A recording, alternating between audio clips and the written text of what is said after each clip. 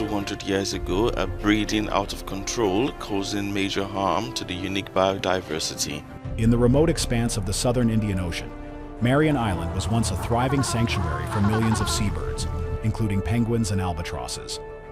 But over 200 years ago, an unexpected disaster began. Seal hunters unknowingly introduced house mice to the island, sparking an ecological catastrophe. What started as a minor mistake soon spiraled into a full-blown invasion. These mice, now numbering in the millions, shifted from scavengers to merciless predators, killing seabird chicks and threatening the entire ecosystem.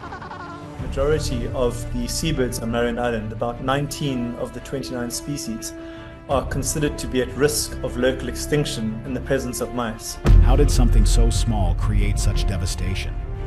And what happened when these mice turned into ruthless predators? The island's future was at risk, but could anything be done to stop it? This is the real story of the Marion Island, the arrival of the invaders.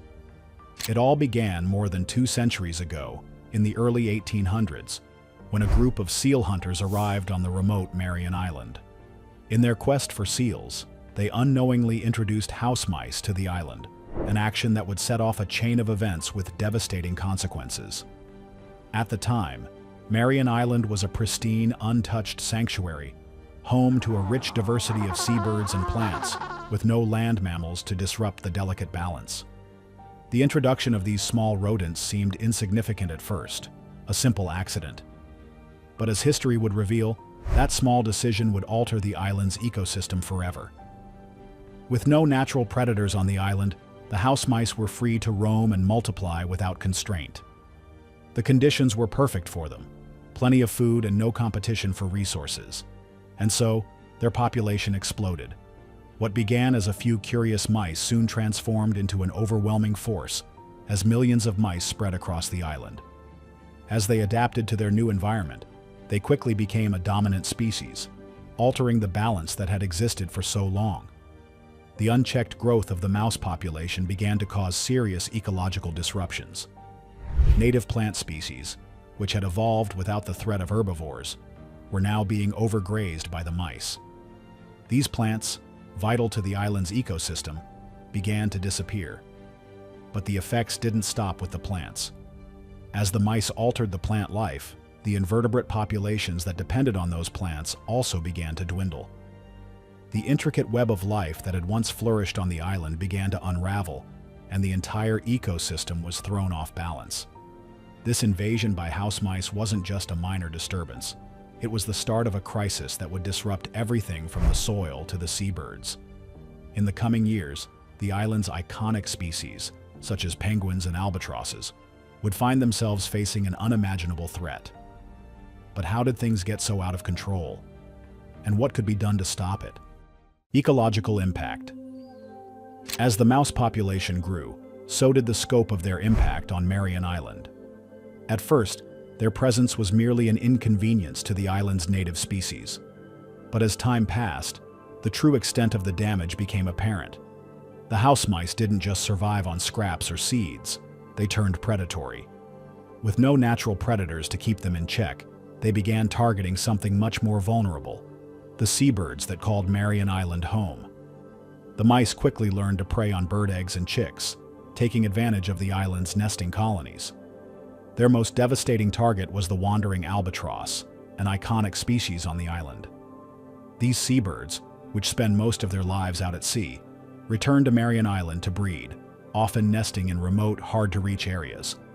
However, these secluded spots were no longer safe. The mice began attacking the vulnerable chicks, small, defenseless, and unable to escape. It wasn't just a few isolated incidents. Entire generations of albatross chicks were wiped out by the voracious rodents. The attacks led to a significant decline in the albatross population, and the effects rippled through the food web, destabilizing an entire ecosystem. But the mice's predation didn't stop with the albatrosses. Penguins, central to Marion Island's ecosystem, suffered the loss on the same level. Notably, the island is home to several penguin species, including the vulnerable macaroni penguin and the iconic king penguin. While these species weren't directly targeted by mice, they've still felt the pressure of a collapsing ecosystem.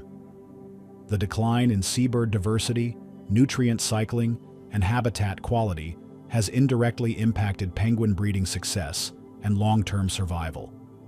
Without seabirds, the island's nutrient cycling was thrown off balance. Seabirds are essential in transferring nutrients from the sea to land, enriching the island's soil and supporting plant and invertebrate populations. Their loss meant a breakdown in this vital nutrient cycle, further impacting the health of the island's plants and small creatures. In addition to the seabirds, the ecological impacts of the mice were felt by other native species. The disruption wasn't just confined to the predators. The island's delicate flora also began to suffer. With the seabirds no longer contributing to the nutrient cycle, plants struggled to grow and reproduce. Many invertebrates that depended on those plants found themselves without food sources, and as their populations dwindled, the entire food chain began to falter. This cascade effect impacted not only the native species, but also the broader environmental health of Marion Island. What had begun as a simple imbalance, the unchecked growth of mice, had spiraled into a full-scale ecological disaster, leaving the island teetering on the brink of collapse. With the island's biodiversity already in freefall, conservationists found a desperate solution, one that would only make the problem worse and set off a new chain of disasters. A solution that solved nothing. When house mice began overrunning Marion Island, conservationists and settlers sought ways to restore balance to this fragile ecosystem. The solution they landed on, however, turned out to be a much bigger problem than they anticipated. In 1949, cats were introduced to the island, not as pets, but as hunters, intended to keep the burgeoning mouse population under control. At first, it seemed like a reasonable solution. Bring in a natural predator, and the problem would be solved. Cats will eat and eradicate rats and mice, and the ecosystem will be saved. A total win-win. But this decision would turn out to completely destroy the ecosystem, making it almost impossible to restore. With no other predators on the island, the cats didn't just help manage the mouse problem.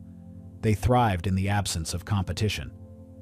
These cats, once introduced, quickly adapted to their new environment, but rather than just sticking to mice, they began targeting something far more vulnerable: the island's seabirds. The native birds, like the wandering albatross and penguins, had evolved in the absence of land predators. They built their nests in isolated, hard-to-reach places, under the assumption that no one would pose a threat. But now, the cats found these nests, and the eggs and chicks they contained, an easy source of food. As the cats steadily wiped out seabird populations, they also began to disturb the island's fragile ecological balance. The birds played a crucial role in transferring nutrients from the sea to the land, enriching the soil and keeping the island's ecosystem healthy. But with fewer birds around to perform this vital role, the nutrient cycle began to break down, leaving Marion Island's plants and smaller creatures struggling to survive. With no natural predators to keep them in check, the feral cats introduced to Marion Island began preying heavily on native seabirds. By the late 1970s, researchers estimated that the cats were killing up to 450,000 seabirds per year, causing a dramatic decline in bird populations, particularly burrowing petrels.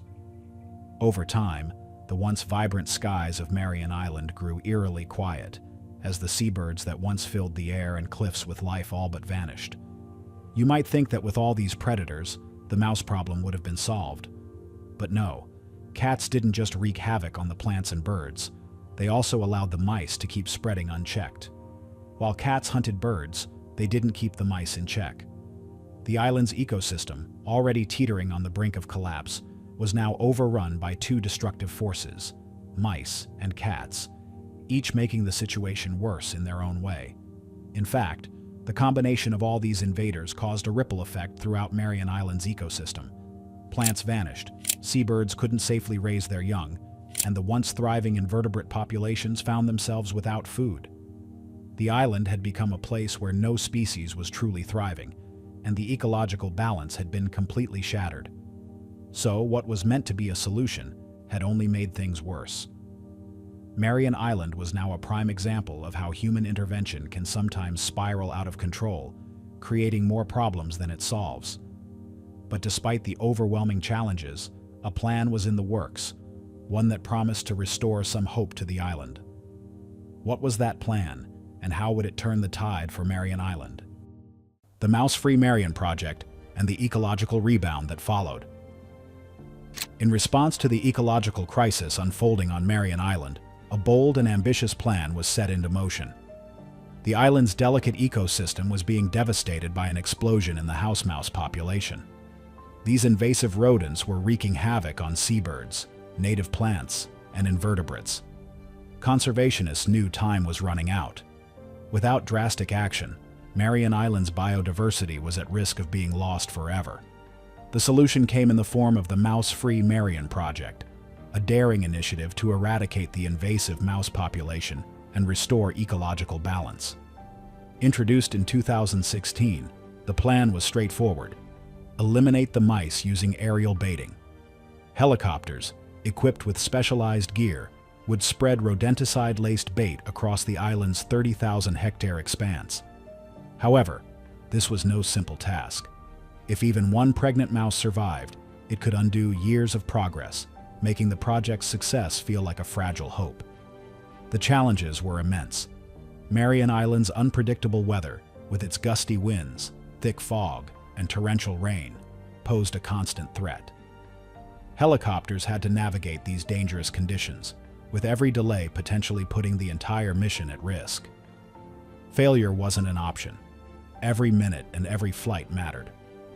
What made this endeavor possible was the collaboration between BirdLife South Africa, the South African Department of Forestry, Fisheries, and the Environment, and a network of other conservation organizations. Their combined expertise, coordination, and relentless determination made the project a success. As the operation continued, there was a palpable sense of hope. This wasn't just about saving an island. It was about giving an entire ecosystem a second chance. And the results came fast. With the mice gone, seabird populations began to thrive. Penguins and albatrosses, previously at risk from predation, could finally nest without fear. Chick survival rates shot up, signaling a major recovery. The seabirds quickly resumed their essential role in enriching the soil, transferring nutrients from the sea, and helping plant life flourish once more. This was the turning point for Marion Island, as a new ecological balance began to form. As plants returned and began to recover, invertebrate populations also rebounded. The entire food web started stabilizing. Marion Island's recovery wasn't just about the birds, it was about an entire ecosystem coming back to life. The restoration of plants and invertebrates created a foundation for further growth, making the island's ecosystem more resilient. But the work didn't end with the eradication of the mice. Long-term monitoring became essential to ensure the island stayed on track. Scientists continued to monitor seabird health, plant growth, and ecosystem stability, keeping the restoration effort on course. The success of the Mouse-Free Marion Project was just the beginning. Continuous vigilance would be key to the island's lasting recovery. Marion Island's success became a beacon for large-scale conservation efforts worldwide. The project proved that ecosystems, even after years of damage, could recover if people unite for a common cause. This initiative has already inspired similar efforts to tackle invasive species on other islands, demonstrating that large-scale eradication can work when executed with precision and care. One critical lesson from this project was the importance of early intervention. Marion Island's decline began with the introduction of invasive species, and delaying action only made recovery harder. The project highlighted the need for proactive measures, thorough planning, and adaptability in the face of unforeseen challenges. It also underscored the power of international collaboration. The success of the Mouse-Free Marion Project showed how global conservation efforts can pool resources, expertise, and knowledge to tackle environmental crises. Looking ahead, conservationists are already applying the lessons learned from Marion Island to tackle similar issues on other islands. The project's success has provided valuable insights into how to manage invasive species and restore ecosystems, ensuring that this momentum can help protect the planet's most fragile environments for generations to come. Marion Island's recovery stands as a symbol of hope, showing that, even in the face of overwhelming challenges, ecosystems can be brought back to life with the right approach and commitment. Marion Island's remarkable recovery proves that with the right combination of early intervention, precision, and collaboration, ecosystems can be restored. But as the success of this project demonstrates, the battle to protect and restore the world's ecosystems is far from over. So, what do you think? Can we save more ecosystems like Marion Islands? How can we help tackle invasive species in our own communities? Let us know in the comments below. And if you enjoyed this story, don't forget to like, share, and subscribe for more inspiring videos. Thanks for watching, and we'll see you in the next video.